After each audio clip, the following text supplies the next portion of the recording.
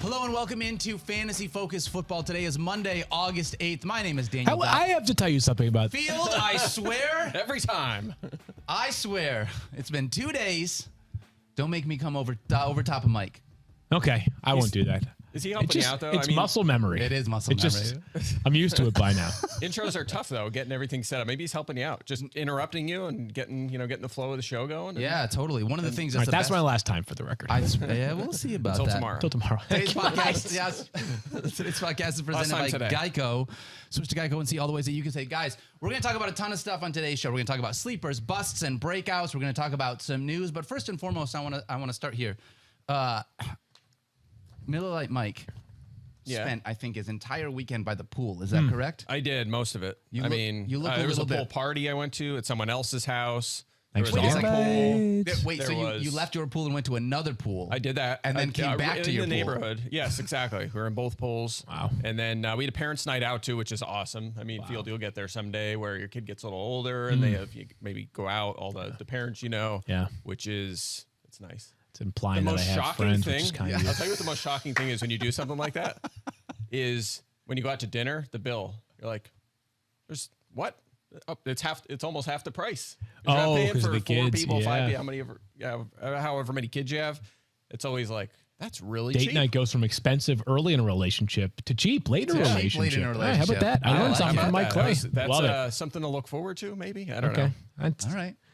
Big show coming up. Big show coming up today. Big show. Sleepers, bust, breakouts, and more. And I want to make sure that people know when we get to each of these topics, we're going to dive into what each one is a little more specifically. You hear the term sleeper and bust and breakout all the time in fantasy. We're going to try to do a little bit more nuance to the conversation, Daniel. And I want to make sure that each one of us has a chance to defend our case, especially on the bust, because as we know, when you pick a player as a bust, and that player does not bust, people let you know about it many times over. Yes, they do. You can follow at Matthew Berry TMR if you want to send Field TikTok. any hate requests there for his busts. TikTok only, yeah. Let's talk about some news. Yeah, let's do it. How about this? We got Kareem Hunt news. All right, Kareem Hunt right now requesting a trade, asking for a new contract. I'm not really sure what to make of this, Field, because Kareem Hunt is a guy that, where I'm drafting him right now, I think that I'm looking at him as far as somebody that I would use on my fantasy league as a flex play, maybe even a low-end RB2. Right now we're at a spot where don't want to break it down yet, but how do you go about looking at this if you're drafting now with this news about Kareem Hunt? I don't think you can do anything for the value of Kareem Hunt at this point because the prevailing thought seems to be that he'll stay in Cleveland, so you're not going to boost his value for the possibility of him being traded. And by the way, his value would be in part determined by where he lands if he were traded, right? If he went somewhere like Atlanta or Houston, you'd be thinking to yourself, wow, like this guy could be a top 15 running back based off of his ability and his opportunity. If he went somewhere where there was still a crowd, but he got the contract that he wanted, it might be sort of where he is now. I think this has more to do with Dearness Johnson, though. That's the name that I'm thinking of this morning when I saw the reports over the weekend about Kareem Hunt's trade request.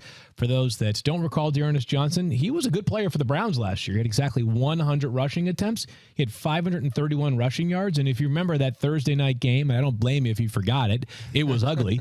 Browns versus the Broncos. He helped that team win. It was a night when it was Case Keenum starting for the Browns under center. And Dearness Johnson had couple touchdowns, over 100 rushing yards. Like, he was really good. He's a very legitimate backup if Kareem Hunt gets traded, which now seems unlikely. But if it were to happen, Dearness Johnson might not equate to the same value as Kareem Hunt in fantasy, Mike. But we've seen it. This Browns backfield and this Browns offense can support 2 rock-solid fantasy plays, and I think Dearness Johnson would at least crawl near running back 30 in our preseason ranks. Yeah, and, to your point, there were 3 games Chubb was out last year, and Dearness Johnson played a big role. He had at least 24 touches, 130 yards, and 20 fantasy points in all 3 games, right? Really so it wasn't good. like one big game, a couple okay ones. He was like Alex Madison and then some, right, in terms of, so from an insurance standpoint, there's no doubt about it. He would have a lot of value. Not to mention this, and I think this is kind of overlooked a little bit because Kareem Hunt's missed a lot of time the last couple of years. Nick Chubb has certainly missed a lot of time the last couple of years, but if you look at the games where they have played together, Chubb and Hunt, right? Kareem Hunt was RB11 in 6 full games last year with Chubb. The year before, he was RB13, right? So to your point, they have both been really productive in this offense. And I do worry a little bit about Hunt's ceiling, really the ceiling of both guys with sharing the backfield, 2 of the best backs in the NFL in the same backfield. It's you worry about the ceiling a little bit. So I'd almost be, intrigued to see Hunt as a lead back somewhere else. But at the same time, again, he's been so good. They've just kind of defied the odds, both of these guys. It makes me nervous as someone who's just following volume over efficiency, but they just keep getting it done. I mean, it's just great offensive line, 2 really good backs, and obviously a good offensive mind there with Kevin Stefanski. We'll see where things end up here, but the league, I think, is starting to understand the value of running backs a little bit more by the years that go by. We did not see a massive contract handed out in unrestricted free agency this year. So if you're a team and you want to trade for Kareem Hunt, who is 26 years old right now, so not old, but for running backs, like you could be on the starting point of your back 9 of your career, you'd be trading for a guy who's not in his early 20s. You'd probably have to give up a reasonable draft pick, and you'd have to pay Kareem Hunt and probably a lot of money. I just don't know that a trade makes a lot of sense for any team that comes to mind. And those teams that don't have great backfield depth right now might be closer to rebuilding than they are ready to win. So you're saying Kareem Hunt lead back for the Falcons this season? We have now got him and Josh Jacobs and who else do we couple trade wide to him? receivers. Damian Harris, I think we have. Damian Harris has probably been a wide traded there as receiver, well. Yep, there we go. Yeah, that's a fair. callback to last week. You have to go back and watch them episodes if you're just getting into fantasy football mode now. Let's talk about the Lions. Hard Knocks, baby, tomorrow. Oh, yeah. Here we go. I am excited pumped. for Tomorrow this. night, let's go. Make sure you go out and order HBO so that you can watch my Detroit Lions on Hard Knocks because it is going to be a show. Dan Campbell, I'm so excited to watch this. But Me too. as a part of it, Lions reporter Tim 20 Minutes talked about how DJ Chark has been really impressive all camp. And as somebody that DJ Chark signed a 1-year deal, kind of a prove-it deal for the Lions to come in. Obviously, they have Amon-Ra St. Brown there that is the number 1 wide receiver. And with Jameson Williams still rehabbing, DJ Chark has been able to get more run here. But there are so many wide receivers that I have ahead of DJ Chark at how deep that position is.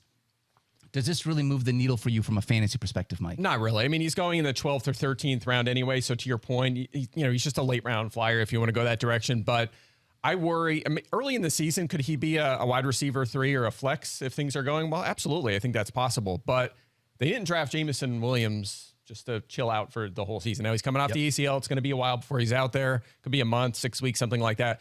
But when he's there, he's going to play, right? And you also have Amon-Ra St. Brown. And you have TJ Hawkinson, right? And you have Andre Swift out of the backfield. So I think in an offense, don't expect to light it up offensively. Maybe Jared Goff got better, and they will. They have a good offensive line. They have all the pieces around him.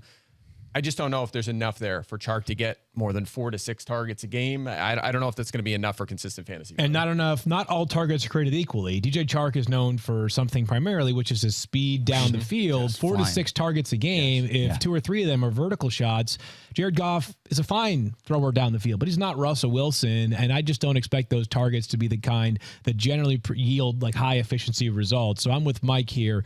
Also, one last name to throw in the mix there. Jamal Williams, also a great pass-catching running back. So the Lions have a lot of guys that are pretty solid amongst their skill group. So it could be that they're just too many mouths to feed. And don't forget about Kutztown University's Craig Reynolds. Let's go. Still on the Detroit Lions roster, hoping he makes that 53-man roster. He was good last year. He looked pretty sharp in that backfield. Khalif Raymond's birthday today. How are you celebrating that one, Dan? Stop it. Is it seriously? Yeah.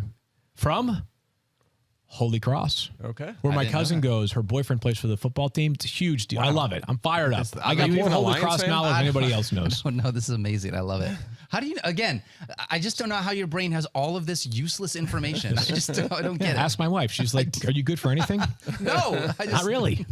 You're like, she's like, can you do the dishes? Did you know Khalif Raymond went to Holy Cross? Khalif Raymond's sister, actually. All right, so let's talk about a couple of other wide receivers here. I think all these guys are going to be in the late round flyer conversation, but ESPN's DJ Bieniemy is talking about how Nico Collins has been looking like the clear number 2 wide receiver in Texans camp behind Brandon Cooks field.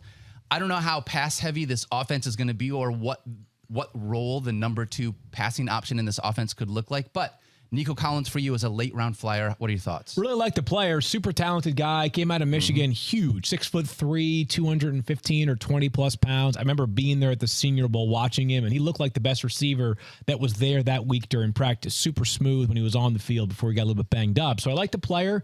I think Davis Mills is a legitimate quarterback that has a chance to sort of cement himself as a starter this year. Although let's talk about that during the first draft podcast next year if the Texans have a high pick. But still, I do like Davis Mills as a player. I thought he was solid last year. I think he kind of gets lost a little bit because he was the only starting quarterback amongst rookies that was taken in the third, not the first round. Concerns here are that I'm not totally convinced this offense is going to be particularly productive. I don't know how much things will change with Pep Hamilton as the OC, but if they are at all like last year, even in a season when the Texans were not very good, they were 18th in percentage of plays that were passing plays last year. You would think, like, if a team is 4-13, the good news is they're going to be the Blake Bortles Jaguars and throw it a ton. That was not the case last year. So while I do think Brandon Cooks will still have a rock-solid season, I'm not totally convinced that this offense coming out of the gates will support 2 pass catchers. Yeah, totally fair. I like Collins a lot. I think he's in a really good situation here and basically free in drafts right now. To your point, big vertical receiver. I had the 12th highest average depth of target last season, but the 5th highest off-target rate, right? Part of that was roll. Part of it was just underwhelming quarterback play. So I'm intrigued. Just a big young player. Day 2 pick last year. There's a lot of reasons why this is the kind of player you would target late in your draft. Heck yeah, especially with John Mechie, I know receiver or rookie this year, but going to be out for the rest of the year now with an ACL, so potentially a few more. Actually, illness. Illness, yeah. He's dealing with cancer. Oh, so we sorry, send our that's best to John right. Mechie, who's an awesome dude who's already overcome a lot in his football career. I have no doubt he'll come back stronger next season. All right, the Athletics' Jeff Zrebiec reports that James Prochet had a strong start to camp and should be in line for, quote, significant opportunities this year. I want to ask a real quick question, guys. In a Lamar Jackson-led offense where Mark Andrews is the number 1 and Rashad Bateman is the number 2. Got it. Glad you said that. What does significant opportunities look like? You want to take this one to start, Mike? 3 targets? I don't know. Okay, here's the thing. Check this out. This is really interesting. I bet you and I have the same stat pulled up right now. Maybe. So in 2019, right? So the Ravens are going to revert back to more of a run-heavy offense, right? That's no secret. We saw that in their personnel moves. It reports. Everybody knows this. 2019, Lamar Jackson had a huge breakout season, right? Went off as the number 1 fantasy quarterback. He had 37 passing touchdowns that season. The Ravens wide receivers were 30th in fantasy points as a group that season. They were 29th the next year, and last year they were 17th actually mid-pack. They threw it a lot more. Defense was beat up. They had to. Right. So there's just not a lot to go around in this pass offense. Prochet would not even be discussed on this podcast even one time if they kept Marquise Brown or they added another wide receiver, which they could still do. Yeah. Well off the radar for me. So to put this, I'm going to make the same point as Mike, just put it a little bit differently. Here is the number 3 pass catcher, because I think we all believe that Mark Andrews will be the number 1 target again in this offense, and Rashad Bateman's the best bet to be the number 2 pass catcher in this offense. In 2019, it was Hayden Hurst. He had 30 catches for 349 yards and 2 touchdowns. In 2020, it was Willie Snead who broke out. He had 33 catches, 432 yards and 3 touchdowns. Last season, it was actually Rashad Bateman behind both Hollywood Brown and Mark Andrews. He had 46 catches, 515 yards, and he fell into the end zone once. So you have to decide if it's a number 3 pass catcher in the Bucs offense, you're in. Yeah. If it's number 3 pass catcher in the Ravens offense, it's near the bottom in terms of number 3 pass catchers that you would like. And he might be 4th because Devin Duvernay's still there too. Sure, He's probably ahead of him on the depth chart, right? So he could be 4th, he could be 5th if J.K. Dobbins has a passing game role. So again, noise, as we like to call it, noise. Wow. All right. Let's get into the main topics of today's show. We're going to talk about sleepers, breakouts, and busts. We're going to dive in. I'm going to start with this. And Field, I know you want to add a few things here as we go along too, but sleepers, a player that we are targeting who's being overlooked and will outperform their average draft position in 2022. Most of the players that we're looking at right now are guys that are being drafted not necessarily as starters in 10-team leagues, but we think that maybe they could work their way up there. Field, you and I actually share quarterback sleepers, so I'm gonna lead off real quick. I'm gonna let you jump in if you want. But we both have Derek Carr. Currently going as quarterback 14. Yep. At the back end of the 12th round right now, 118.6th overall. So a couple things to add, and Mike certainly do the same when you give us your sleeper as well. But it's hard to find a quarterback sleeper. The idea of a sleeper is usually who's a guy that I've never heard of that we should be drafting, right? Derek Carr got a 3-year, $121.5 million extension this offseason. Everybody knows Derek Carr. And that was the second best thing to happen to him after Devontae Adams coming over to the Raiders. But to your point, it's David Carr's brother. David Carr's brother. Yeah, I think he actually finally is gonna out earn David Carr because of the different rookie wage scales of being a first overall pick versus a second round pick. Wow, that's unreal. But let's make the case for Derek Carr finishing inside the top 10, maybe even well inside the top 10 compared to his draft position of quarterback 14. Last year, he was a top 5 quarterback in terms of completions, attempts, and yards. He was 13th in touchdowns. He had just 23 passing touchdowns last year. You expect that number to go up, right? Yep. Through week 12 of last season, Derek Carr led the NFL in passing yards. Like, that's 2/3 of the way through the year. He was atop one of the important metrics. Now, I get it. There is not a player. There's not a lot of rushing upside here for Derek Carr. But he also had 0 players last year. 0. Who were in the top 20 of receiving yards on the roster. They added Devontae Adams. He is perhaps the best wide receiver in the NFL. If not the best, he's on the very short list for the best in the NFL. We're talking about Devontae Adams, Hunter Renfrow, and a healthy Darren Waller who played just 11 games last year, and many of those were when he was banged up. This division is one of the best in the NFL. The best. It is the best in the NFL by far. Mm-hmm. If you go and look at Caesar's latest odds to win the Super Bowl this year, the Pro Football Championship of 2023, of the 8 teams that have the best odds to win, 3 of them are the Chiefs, the Broncos, and the Chargers. He's going to have to throw a ton every single week. Last thing I'll say here is that I know that perhaps people are saying, well, Josh McDaniels, in his most recent run with the Patriots as their coordinator, they had a healthy dose of running game, and they always were near the top in terms of rushing touchdowns. Tom Brady from 2011 to 2017, that was probably the peak of the weapons during the second tenure with Josh McDaniels. He averaged 291 passing yards per game. Like, they were throwing it a ton with Tom Brady. I suspect they'll throw it a ton with Derek Carr. I'm with you. I got nothing else to add to that. Yeah, I mean, I'll push back a little bit for 2 reasons. First of all, you mentioned he was top 5 in all the passing categories last year, still was not a top 10 quarterback because rushing is so important. We talk about it all the time. He has 6 rushing touchdowns in 8 seasons. I don't think that's going to change, and I think it's going to hurt his ceiling. So that's number 1. And number 2 is he has me blocked on Twitter. Wow. Are you kidding me? Wow. So I'm not. What'd you say about him? I know why, because you're pushing back on the idea of him being a sleeper. Right. I guess that's it. Must be. No, this is a long time ago. But there was remember when he was like in the MVP conversation the one year, there was a lot of hype, like a pushback, like he's in the category with Aaron Rodgers, right? Is he elite? Like that debate. So people were in my mentions about that, and I replied. So people started tagging him, and he is famous for just blocking people immediately. Oh, wow. So I wasn't even anything I said necessarily, but I got blocked for it. So, dang. Yeah, and look, I like Derek Carr now. I mean, he's an underrated player. I say it all the time. I like him, but we have a little beef, I guess. I don't know. It's one of the. I don't exactly know how to describe the feeling, but when you stumble upon someone whose account you've either never checked before or like you've never heard of them before, and you're like, you've been blocked by them, you're like, what happened along the way? Right, I need to know this. Yeah, Muffet McGraw, like the legendary Notre Dame women's basketball coach. I think she had like a cool quote one time that people like retweeted or quote tweeted into my timeline. I go to chat. I'm like, oh, this what is like. Someone had tweeted like, great quote. And I went to go check it out.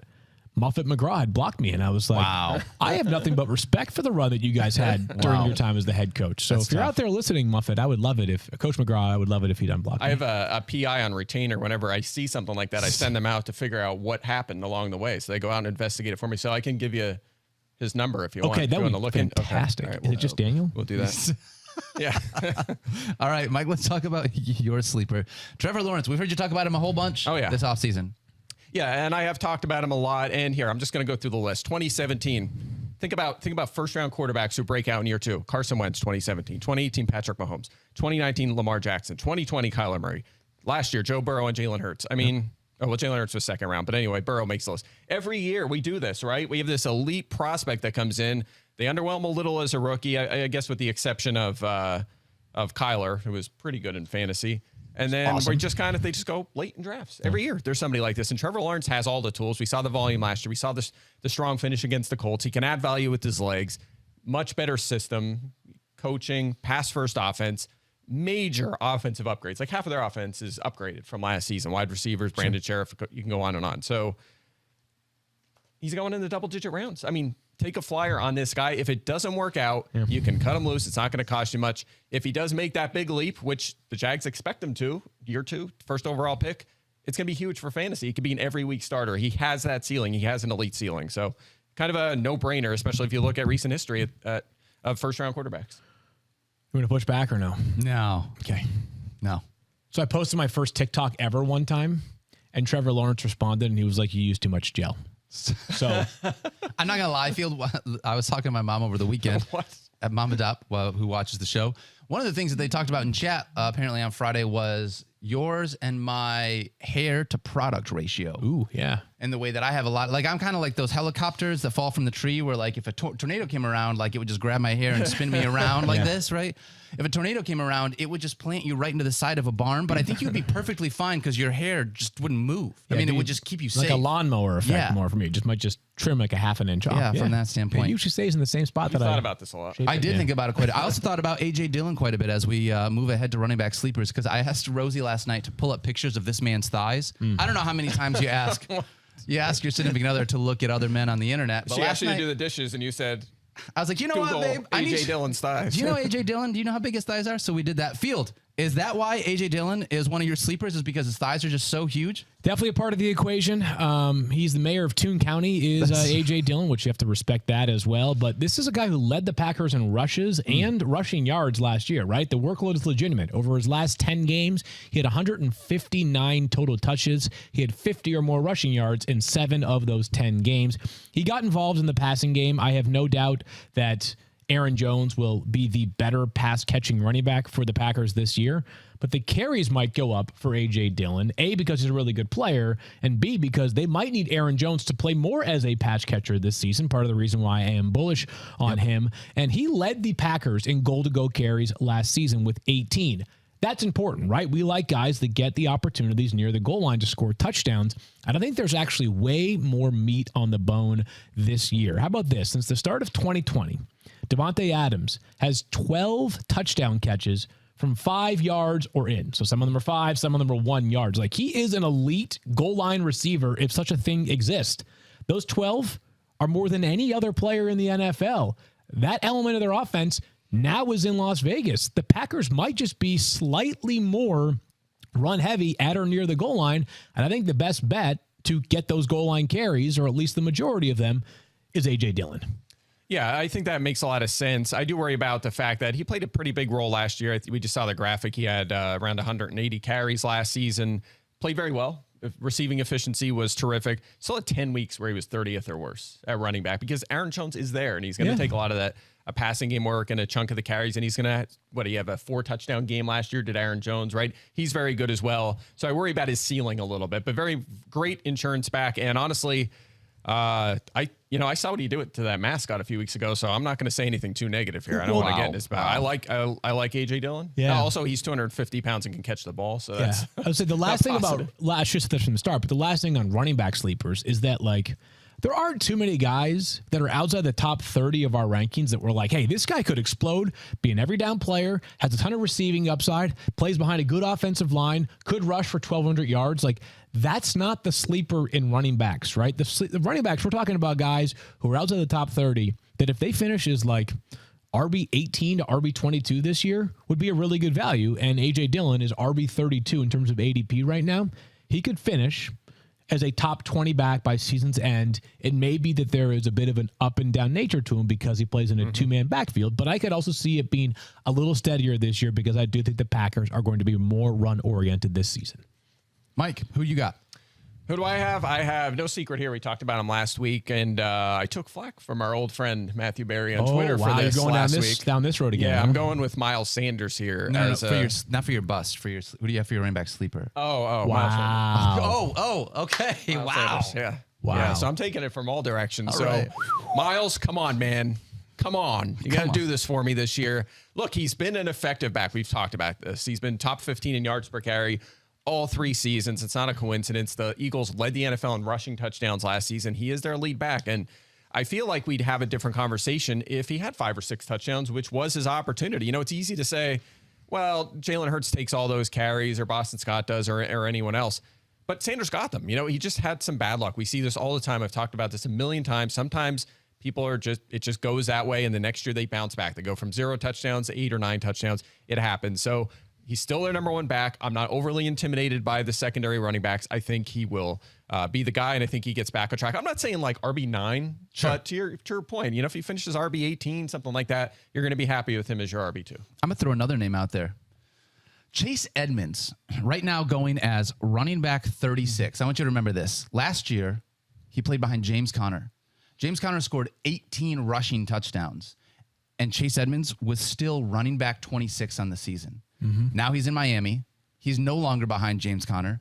Raheem Mostert, who we've talked about being the touchdown guy, no offense to Raheem Mostert, but he's not James Conner touchdown-esque. So the idea that Chase Edmonds, while we're not sure what this role is going to be, we're not sure how he's going to be a pass catcher in this offense, he definitely is going to be, I believe, utilized more than he was last year. And I think that there's a much better chance that he finishes closer to running back 26 than he does running back 36 with all of those options. Yeah, I mean, he's never had more than 120 carries in a season, so I'm worried about his ceiling. But I agree with you for the simple reason that he's going so late. In drafts. I'm with you on the ceiling. I'm not drafting him for ceiling. Exactly. So I agree with you. He's so cheap in drafts that I'm with you. Yeah. I love it. All right, let's talk about some wide receiver sleepers. Mike, you want to start? Yeah, Mike and I share a brain on this one. Yeah, we do. We agree on this one. Drake London. Yep. For the Atlanta Falcons. First wide receiver picked. He was first on my rookie board going in at wide receiver going into the draft, and he's going to play a huge role. The guy's 6'4". He's going to be playing. He can play inside and out. He's going to be all over the field. It's going to be the Kyle Pitts show, and it's going to be the Drake London show in this offense. I know that they have quarterback concerns here. I get that, but if you're going to throw 25% of the passes to Pitts and London, it's going to be good. He looks good in training camp so far. Volume is king. Love the talent. Love everything about this. Well, everything but the quarterback situation, but I think they'll be okay here. They're going to have to throw the ball a lot. Yeah. Love the talent. Just kind of betting on talent here, and he's a little undervalued. We know the one last thing I'll add here is, and I won't go back into the stat database, but because I talked about it last week, but early first round wide receivers, they get a lot of volume. Pretty much all of them, and they're usually successful in fantasy. I think that'll be the case here for London. Yep, first wide receiver taken this year. Pac-12 Offensive Player of the Year last year. He got hurt on Halloween and still managed to win the biggest offensive award in this conference. And, the Pac-12 plays some good offense, that's for sure, too. Let me read you the Falcons wide receiver depth chart amongst guys not named Drake London. Brian Edwards, Olamide Zacchaeus, Demir Bird, Auden Tate, Geronimo Allison, and my deep sleeper, Jared Bernhardt, former lacrosse player turned NFL future superstar. Matt Ryan averaged 33 attempts last season, passing attempts per game. Marcus Mariota and Desmond Ridder are certainly not Matt Ryan as passers, but still, I think the opportunity is going to be there. Again, Caesars has them with the lowest projected win total in the NFL. Throwing the football a lot should be part of their calculus. Heck yeah. For my wide receiver sleeper, I'm going to talk about Allen Lazard. The idea that as wide receiver 40, you are so far down that list. You're getting Aaron Rodgers, number one wide receiver. Obviously, no Devontae Adams there.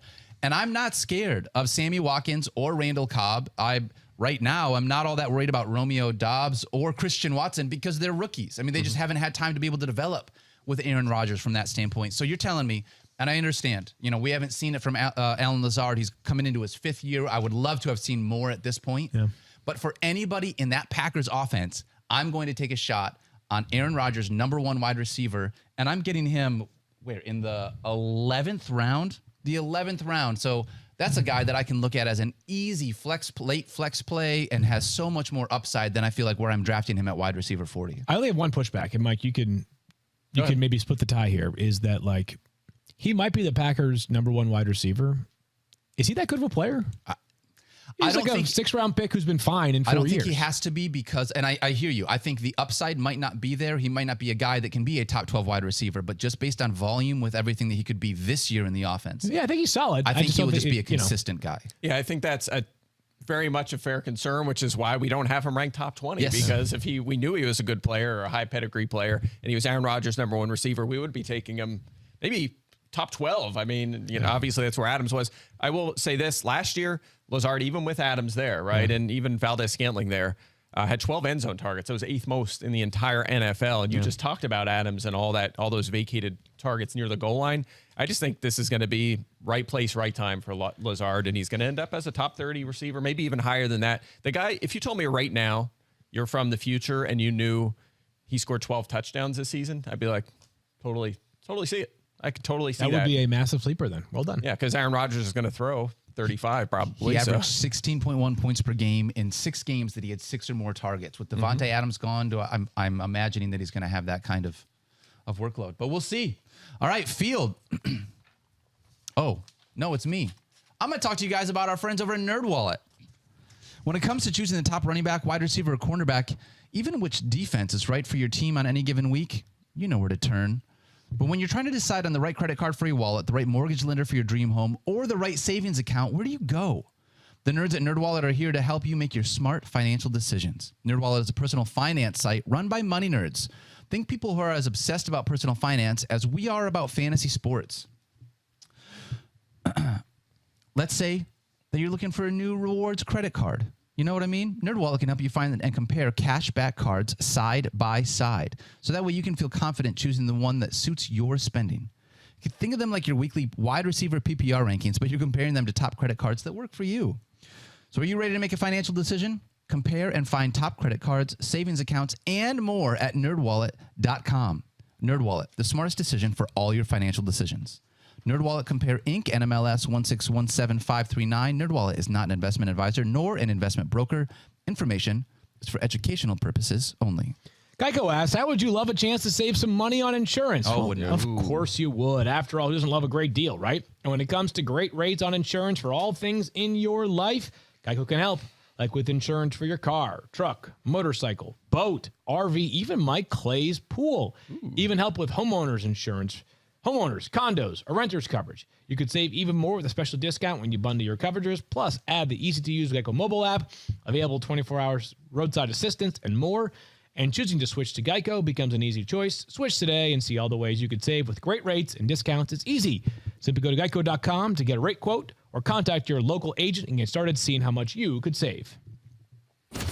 All right, guys, we're going to finish out the sleepers conversation here with some tight ends. And I think this one's a little bit shorter just because the tight end position is so heavy at the top. I think sleepers at tight end are sometimes difficult just because it's of the positional scarcity. But Field, I'm going to start with you if you don't mind. Yeah, I'll keep it really tight. Big Bob Tunyon plays for the Packers. A lot of targets vacated from Devontae Adams. Lot of touchdown equity vacated from Devontae Adams.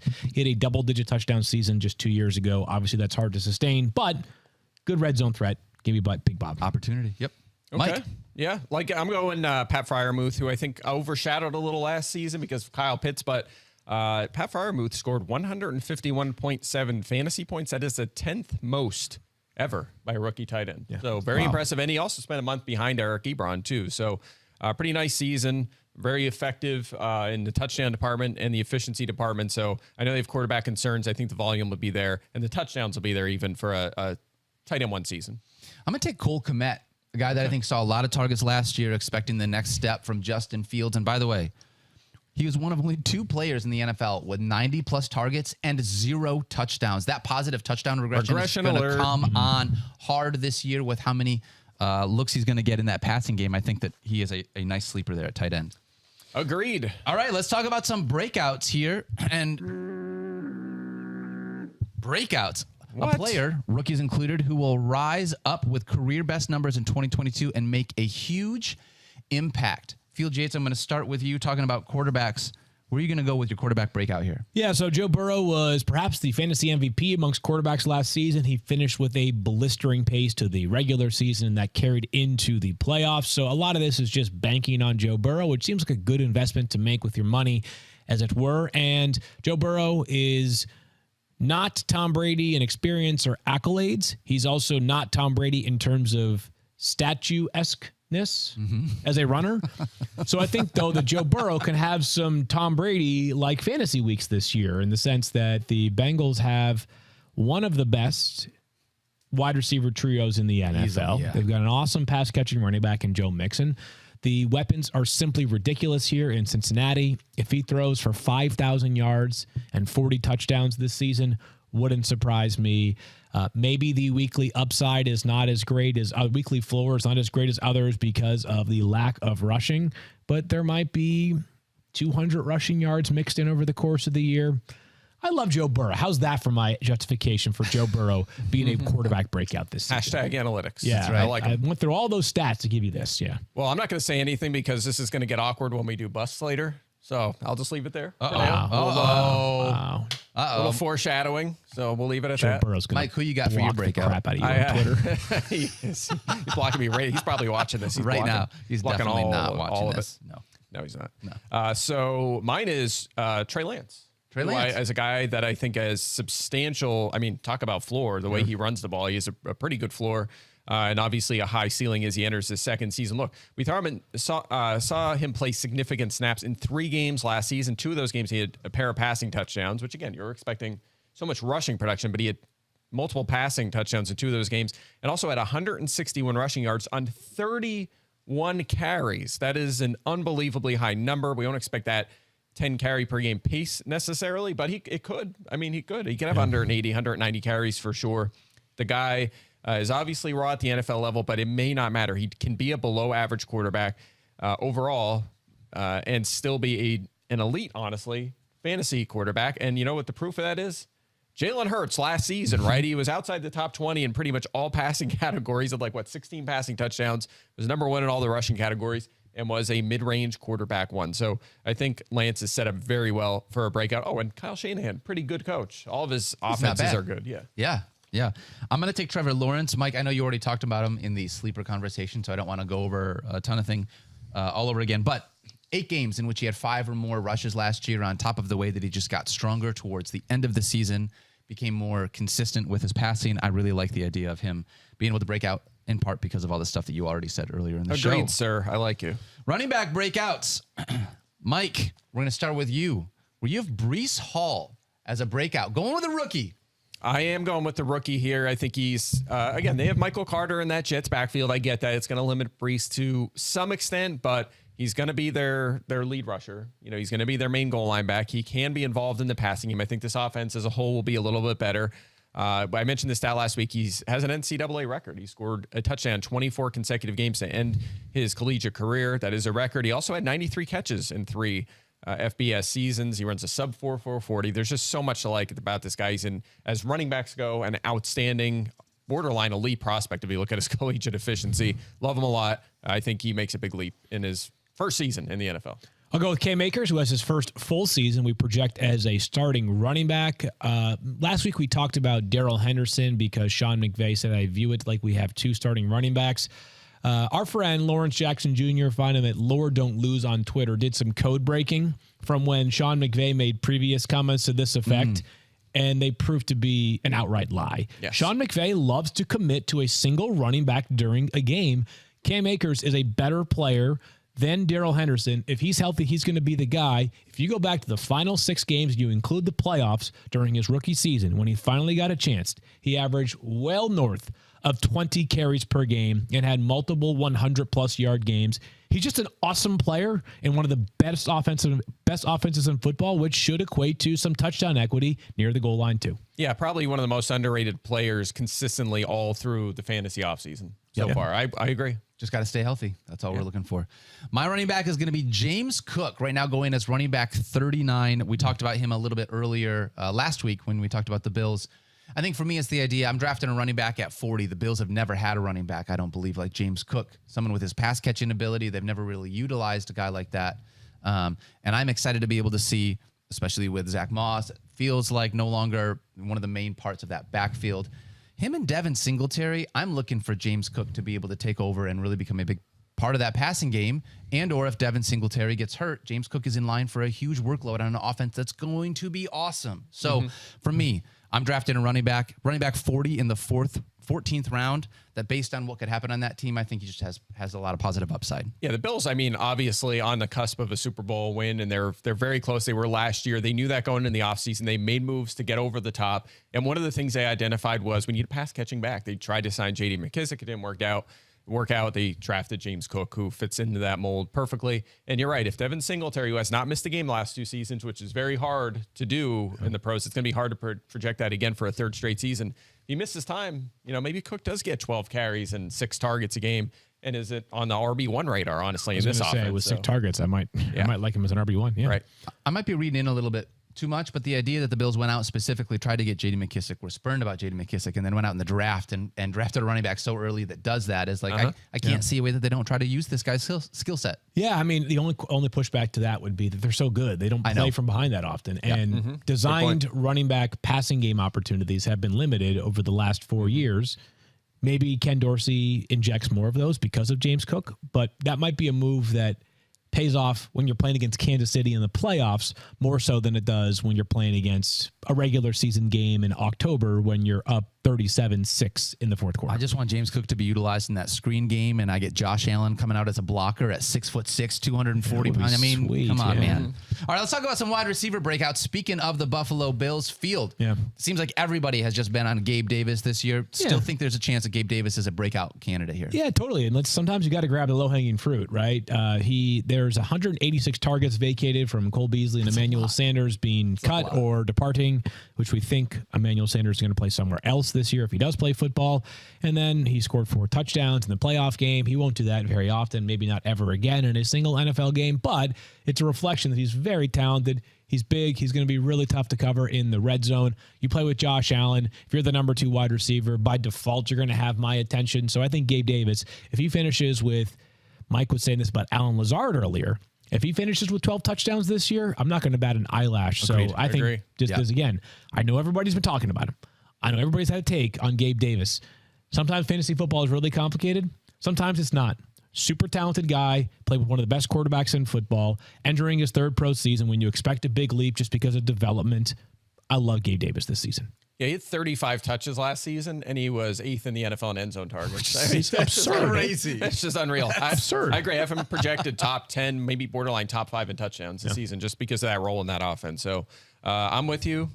Mine? Yeah, please, I'm Mike. going Jerry Jeudy. I don't know about you guys, but statistically speaking and on tape, I don't see much that concerns me with him as a player yet, right? I mean, I thought he was okay last year. Yeah, just okay. I can't, build as this ankle-breaking route runner. Didn't see it as much last season, but then again, they were a disaster on offense. So agreed. And at times you do see it though, right? I mean, you see that major playmaking ability. Sure. Yeah. And keep in mind there are some players that were drafted this year that are older than him. He's still 23, very young player. But you look at even his usage, right? 21% career target share, pretty good. It's a decent number. We'd like to be a little higher this year, but it's pretty good. He's a 54% catch rate, very low. Quarterback problems, a lot of off-target throws. And he has 3 touchdowns on 167 career targets. He had no touchdowns last season. A lot of that is not his fault. It's just that offense was so bad the last couple of years. The quarterback play was so bad. That's not a problem anymore. You have Russell Wilson. I think that he will prove to be their number 1 receiver. And I love Courtland Sutton. Love him. I've had him on so many teams over the years. One of my favorite prospects, underrated players. I think Jeudy kind of takes control as the short and intermediate target, whereas you're going to have Sutton more of a vertical target. Both of them can survive in this or have success in this offense, but Judy's cheaper. He's going after Sutton right now. I'll take Jeudy. I'll take someone cheaper than both you guys. Okay. I'm going to talk about Kadarius Toney, if you want to talk about breakouts. Right now, going as wide receiver 44 in the 12th round, right? But there are a couple things here that stand out to me. Brian Dable coming over and hoping to look at opening that offense for the Giants, right? We're expecting hopefully a little bit more from Daniel Jones, but most importantly, when I watched Kadarius Toney last year when he was healthy and he had the ball in his hands, he was just freaking explosive. He just looked like a playmaker. And this is a guy, no offense to Kenny Golladay, because I watched a lot of Kenny Golladay as a Lions fan. The Giants have to find ways to put the ball in Kadarius Toney's hands. And I think this year, with the way they're going to have to run this offense, if they want to be successful, he's a guy at wide receiver 44 in the 12th round, another really late option that I think has an option to really take the next step and show us what he started to show us last year and hopefully put together a full season of it this year. Yeah, I think he just needs the ball a lot. Just needs the ball to come to fruition. And I agree. He's got to stay healthy. He's been banged up and not available enough over during his first season. Yeah, I mean, he was a first-round pick last year, and the pushback on him was, well, he's going to be more of a gadget player, and that was not the case. I mean, he had 4 games with double-digit targets or 9+ targets, something like that. They tried to manufacture a lot of touches for him, and he's very good with the ball in his hands. I'm with you. I agree. Definitely a potential big breakout this year. Like it. All right, let's talk about some tight ends where, again, you two share the tight end here. Field, why don't you, this is how Mike did this last time. Why don't you take tight ends for you and Mike where you have Kyle Pitts as your breakout? Can you break out Yes, based you on how can. well Kyle Pitts did last year. Yes, because he had the same number of touchdowns as you, me, and Mike combined, except for that one game where he scored one. So, Okay, yes, got it. and I just Yes. use the phrase low-hanging fruit when it comes to Gabe Davis. This fruit's already fallen from the tree here, right? We all know that Kyle Pitts is an absolute cyborg as an athlete. He plays in an offense that I don't even care who the quarterback is, whether it's Marcus Mariota for the full season or not. I mentioned this earlier. They're going to have to throw the football a ton. They're not going to be very good this year, and there's simply no way that Kyle Pitts has one touchdown again this season. He had over 1,000 receiving yards last year, and there were plays where he looked like the best player on the field for either team. His receiving yardage should go even further above 1,000 yards than where it was last year.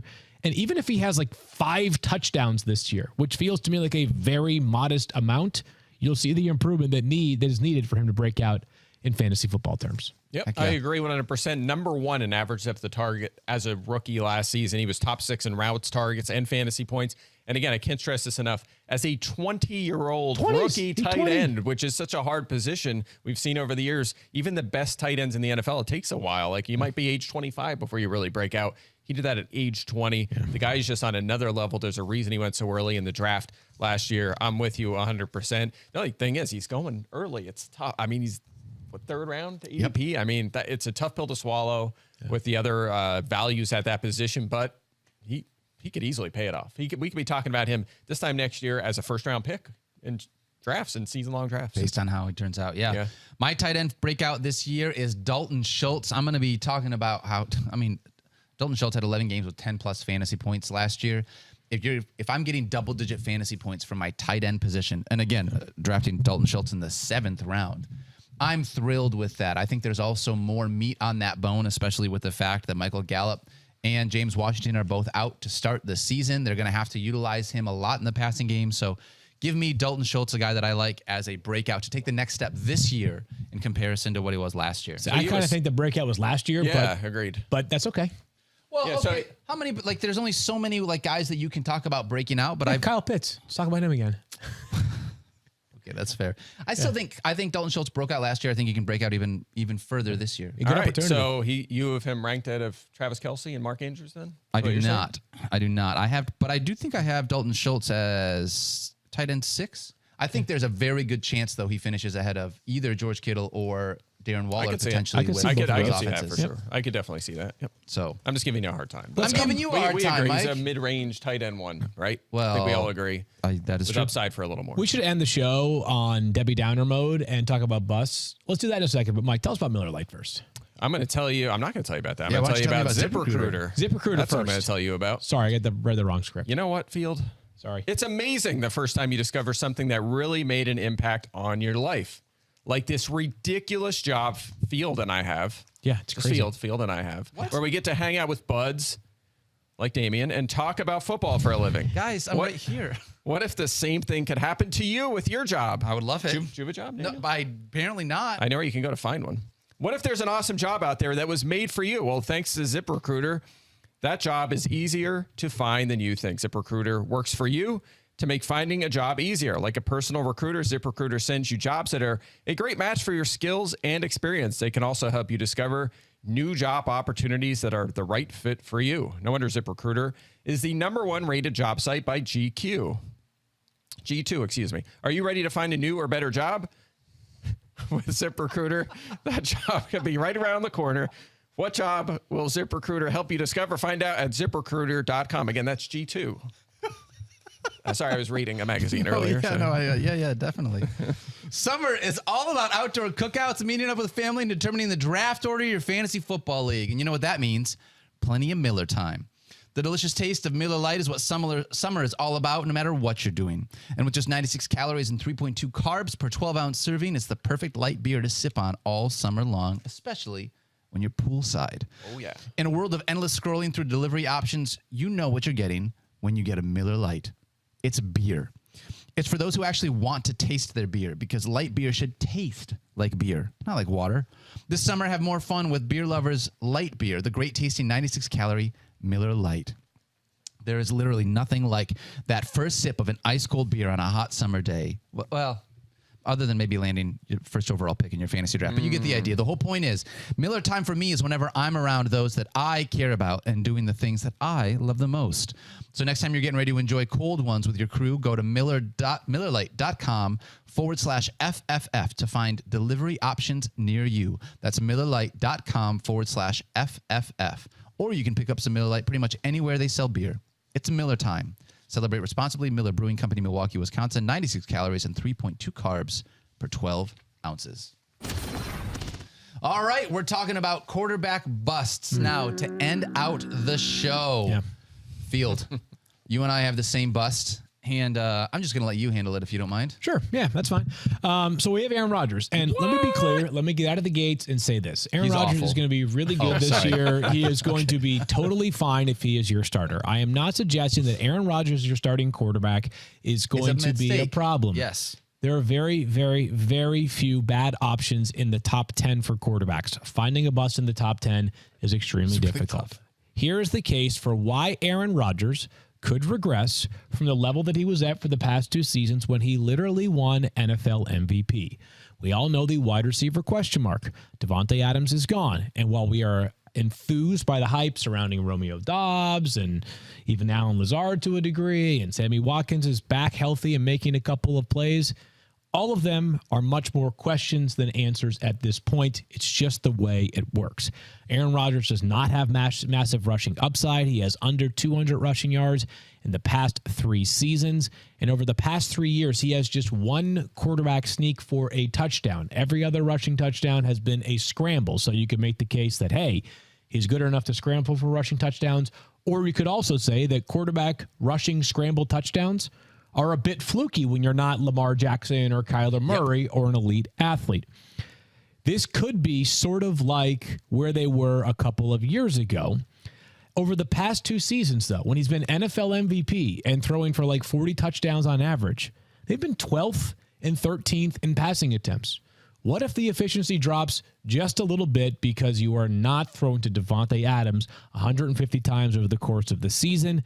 The answer is that maybe it looks more like 2018 and 2019 when Rodgers, on a points per game basis, because he did miss some time due to injury, was quarterback 9 and quarterback 13. This is not some hot take. I'm not trying to light the world on fire and say that Aaron Rodgers is going to stink. Just saying this might be a small step back, and he's not in the same tier as guys like Tom Brady and Jalen Hurts, who is discussed with last season. Yeah, I think fantasy. I'm with you, Field. I think Aaron Rodgers is going to stink this year. Mike, who you got? Yeah. Again, I've talked a lot about Rodgers. Somewhat disagree. Anyway. It's a hard way. You're talking about busts. It's so hard to pick. He's back in QB1. That's where I have him too. I'm just a little higher. I would not call him a bust, but nonetheless. Who would you call a bust? I would go with someone named Joe Burrow as my bust. The guy that was in the Super Bowl last year. Okay, yeah. Tell us about that guy. Okay. Exactly. And again, I cannot stress this enough. Burrow's a great player, much like you were saying with Aaron Rodgers. Really, you're going to have another good season. Just not a good fantasy quarterback so far. He scored 47% of his fantasy points last season in 3 games. Hilarious, yeah. No other finishes higher than 8th on the season, right? And 2 of those games, by the way, the Ravens were done on defense. They had nothing left. He was just picking on their backups, basically, especially in the secondary. 118 rushing yards and 2 touchdowns last year. Could that increase maybe the second year after the ACL? Maybe. And if he gets up to 350 and 4 touchdowns, this looks silly, right? Also, one other thing I would add quickly, his efficiency, especially if you look at something like yards per attempt, almost 9 per attempt. I mean, which is extremely high. And history shows, doesn't really matter. Actually, there's only one exception over the last decade who has managed to sustain a very high yards per attempt like that. And it was Aaron Rodgers one time. Everyone else, we're talking Rodgers other seasons, Brady, you name the quarterback, Mahomes, they all come down by about a full yard. So his efficiency is going to come down, even though he has great targets and a better offensive line. I just don't think he's going to get where he's going in drafts. He's being basically QB5. I don't think he can get there. Okay. Yeah, but I have him at quarterback 8 or 9 in my ranking. So I don't have him as quarterback 5. I've got him at quarterback 8 or 9. I'm just more optimistic than Mike. Let me move to the running backs. And I want to make something very clear. I am going to draft some of the players that I also have on my bust list. Yep. Here's an example. I'm going to draft James Conner, but let me again make the case for how James Conner is not the same player that he is currently being drafted as or was last season. Right now he's going as RB13, but more importantly, in the back end of the 3rd round. Last year, he was tied for 17th in the NFL in total carries, 27th in total rushing yards, 43rd in yards per carry, 47th in yards before first contact. And yet, he had 15 rushing touchdowns last season. That is more than he had in the prior 2 years combined by 5. We know that sustaining the touchdown production is really difficult. The efficiency, I would argue, is more likely to sustain than the 15 rushing touchdowns. It's not a great offensive line. I think we can all agree on that. So I don't think he's going to offset his touchdown regression because he's going to start running for 5.5 yards per carry or something like that. He's never played a full season. That much we know. And he did have elite pass game usage late in the season last year when Chase Edmonds missed a total of 5 games. If that sustains, then I believe this will look silly and he will end up being maybe a value as RB13. The question I have, though, is did Arizona turn to James Conner as a much busier pass catcher by design or by necessity? Because their depth got tested at running back pretty significantly last year, and I just wonder if they're going to want a player with his injury track record and the fact that very few teams have workhorses to play quite as much as he did during those non-Chase Edmonds games. Well, so Chase Edmonds was replaced this year by Darrell Williams, Eno Benjamin. But nothing you're too worried about. Yeah, but also there's no position in football where guys come out of nowhere and we're like, oh, wow, Dearness Johnson was the Browns' third-string running back, and he's actually pretty good. So while I agree that there's not like a daunting threat right now to James Conner, those guys could also be fine, and we just don't know it yet. Yeah, mine is Nick Chubb here. My concern here is just his ceiling, right? 55% of the carries and 5% of the targets in 17 games with a full go Kareem Hunt the last 2 seasons. Again, this guy continues to break math, basically, because he's just so unbelievably good. But I'm chasing volume. The volume has been a concern for me. I don't think they're going to be quite as run heavy when they get Deshaun Watson back under center. So there's just enough concerns for me where he's going. I don't know if he's going to pay it off like a more non-PPR, though. All right, let's talk some wide receivers. Close out the show. Mike, we'll start with you, actually. You've got Allen Robinson. I do. And our ADP, which you might see, or we'll talk about, it might be on the screen here, is a little lower than where he's going. You see there, wide receiver 33. That might be our consensus, but his ADP is about that. But this is more of an industry discussion, right? Because I think in the industry, he's like top 25. Some people taking him top 20. There's a lot of Robinson hype out there. And I'm just not quite convinced. I mean, look, he was very good the 2 years before last season, but the efficiency dropped, the production dropped badly last season. That was during a really good Darnell Mooney season, a really good Cole Kmet season. Yep. He's not the number 1 receiver anymore. And yes, I know he's with the Rams, but I worry about an age 29 receiver bouncing back after a season like that. That's my concern there. The Rams gave him 3 years and $46.5 million.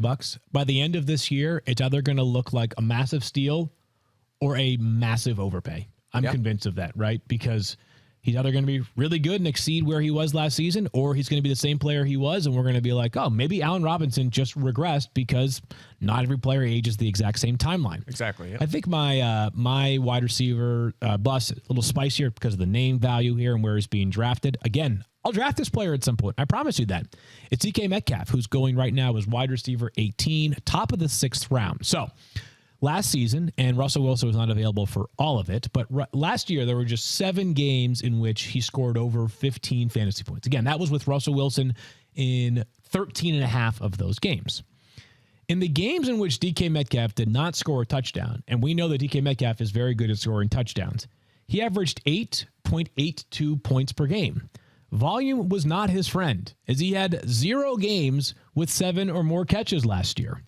He had just 1 game with 100 yards. Again, this is with 13.5 games of Russell Wilson. His quarterback this year is, as of right now, going to be Geno Smith or Drew Lock. Geno Smith, in 3 games last year, averaged 190 passing yards as a starter, 4 total passing touchdowns. He has 34 career starts. He has 3 300-yard games and 2 3-touchdown games.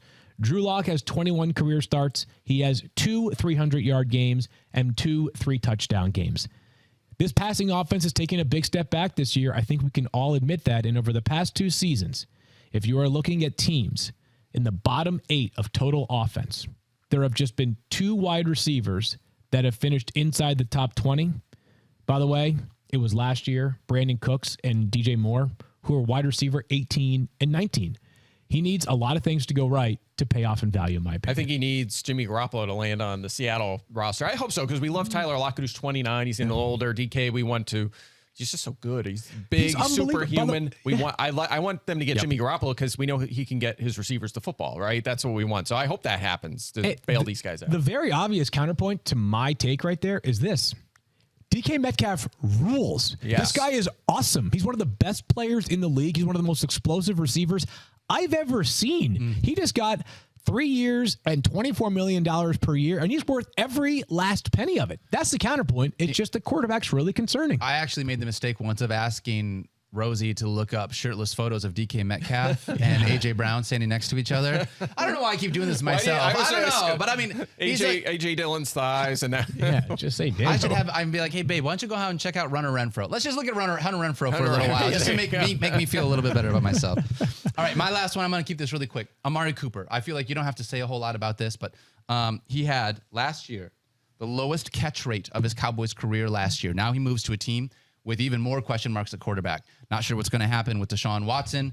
And even with that, like Mike, I believe you said this, never finished inside the top 10, never finished outside the top 30. And with Jacoby Brissett under center for at least 6 games, as far as I know now, Amari Cooper is just not a guy that I am targeting in that range. I'd rather have a bunch of the other wide receivers that are around him based on that situation. I think he'll plummet because I think the Deshaun Watson news will probably wind up being many more than 6 games. Yeah. Yep. So it's tough for me there. That's going to do it for us today, though, guys.